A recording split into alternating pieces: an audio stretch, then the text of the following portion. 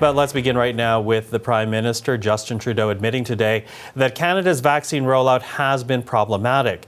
Now, in an interview that aired today on NBC's Meet the Press, Trudeau faced questions about what's happening here and why Canada is trailing the U.S. in terms of overall inoculations.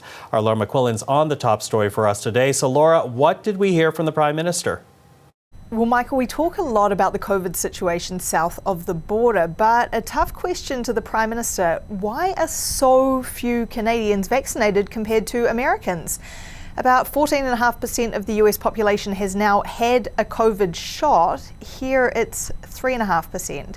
And the Prime Minister admitted the vaccination effort is lagging. He said he's hopeful it will pick up now with those 3 vaccines approved, possibly a 4th within weeks. Here's what he said. Obviously, it's not going as fast as everyone would want. We all want this pandemic to be over yesterday and to vaccinate everyone as quickly as possible. But we're confident that in the coming weeks, hundreds of thousands vaccines every week, millions into the coming months, we're going to have everyone vaccinated probably by the end of the summer. And something that didn't make it into the final interview that aired, but was in the transcript that NBC provided to us, was Prime Minister Trudeau being asked, does he regret not investing in a company in Canada to make vaccines? Because you look south of the border to Michigan, and that's where Pfizer is manufacturing its doses for the United States. Trudeau then repeating what he said in the past about Canada not having the capacity to do that, not having capacity for some years now, but investing to ramp that up for the future.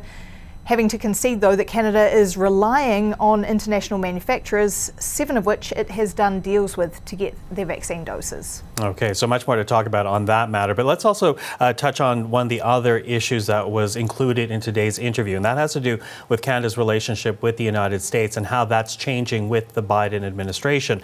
Talk to us about what Trudeau said on American TV about that. Yeah, just a few days ago, he made a remark ahead of his meeting with US President Biden about US leadership being sorely missed.